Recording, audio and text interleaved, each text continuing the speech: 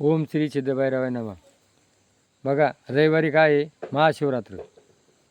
आता ही जी महाशिवरात्र जी आहे हिचं व्याख्या काय अशी का एक पारधी होता आणि तो एक शिकारी करता गेला. त्याला दिवसभर शिकार मिळली नाही आणि मग त्याने काय केलं, तलावापाशी हरणं पाणी प्यायला येतात आणि बेलाच्या झाडावरती तो बसला. आता बेलाच्या झाडावरती बसल्यानंतर त्याला ते हरणं दिसावा म्हणून तो काय करायचा, ते पानं तोडायचा आणि खाली शंकराची पिंड होती आणि ती पडायचं आणि काय म्हणायचा, काय लोक बावलटे पाणी टाकायचे आणि काय हर हर हर हर महादेव म्हणायचे. म्हणजे तो कुचिष्टानं म्हणत होता. कुचिष्टानं का व्हायना पण तो म्हणत होता भगवंताचं नाव. आज्या मेळानं काय नारायण नारायण म्हणला, त्याचा उद्धार झाला. वाल्मिकांना काय म्हणलं, मरा मरा, त्याचा उद्धार झाला. भगवंताचं नाव तुम्ही प्रेमानं घ्या का कसंही घ्या, पण घेणं गरजेचं आहे. म्हणून पूर्वी काय होते, मुलांचं नाव भगवंताचं नाव ठेवत होते, देवाचं. आणि आज काय करतात, हे नवीन फॅशन निघाली ना कलियुगामध्ये, काय टिकतात, हिरोंचे नाव ठेवतात, हिरो. आता ते हिरो कोट्यवधी रुपये कमी त्यात आणि त्यांचं नाव घेतो, तुमचा उद्धार होणार आहे का? आणि हिरो जसे वागतात तसे पोरं वागतात, अनुकरण तेच करतात. म्हणून त्या पारद्यांना ते नाव घेत असताना तिथं काय झाले, हरण प्यायला आलं. त्या हरण होतं काय, गरोदर, पिल्लं होते बारीक बारीक. आणि मग तो काय म्हण, ते हरिण म्हण, बाबा मला मारू नको, माझ्या पिल्लांना आहे ना मी पाजून येते आणि मग मला मार. आता म्हणा तुझ्यावर काय विश्वास आहे, म्हणून बघ बा मी म्हणजे पूर्वी प्राण्यांवर विश्वास होता ना. आजचा माणूस कलियुगामध्ये किती बेमान झालेला आहे काय. आणि मग ते गेली घरी, ते दूध कडू लागायला लागलं. ते पाडसं म्हण, आई तुझं दूध कडू का लागतं? म्हण मी त्या पारद्याला वचन दिलेलं आहे आणि मला तो मारणार आहे, मग आम्ही येतो म्हण.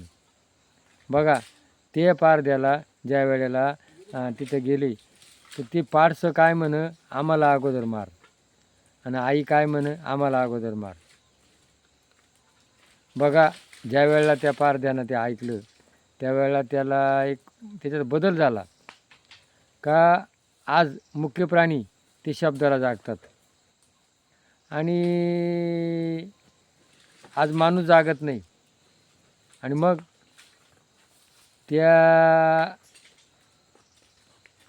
त्यांनी मारायचं बंद केलं आणि मग तेवढ्यात स्वर्गातून विमान आलं आणि मग ते हरणं आणि तो पारधी त्यांचा उद्धार झाला.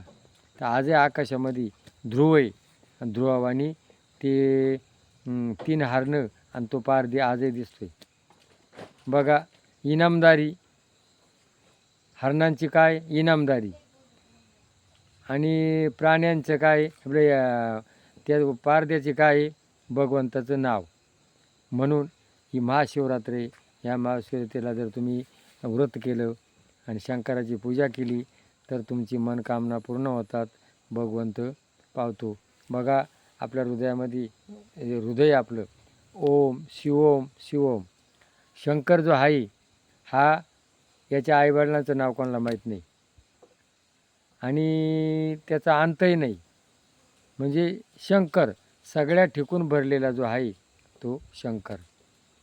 जसं सृष्टीमध्ये जिकडे ते का आकाश पसरलेले, तसा शंकर जो आहे हा सगळे, हा काय करतो, विष्णू काय करतो, ब्रह्मजन्म देतो, विष्णू सांभाळतो आणि शंकर काय करतो, नाश करतो.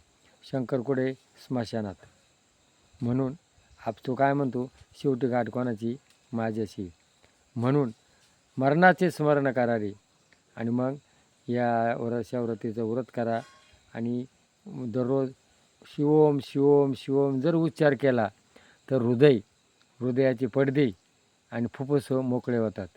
म्हणून झोपताना उठताना तुम्ही शिवोम शिवोम जर उच्चार केला तर तुमची हृदय आणि फुफ्फुस मोकळी होतील, आरोग्यप्राप्ती होतील.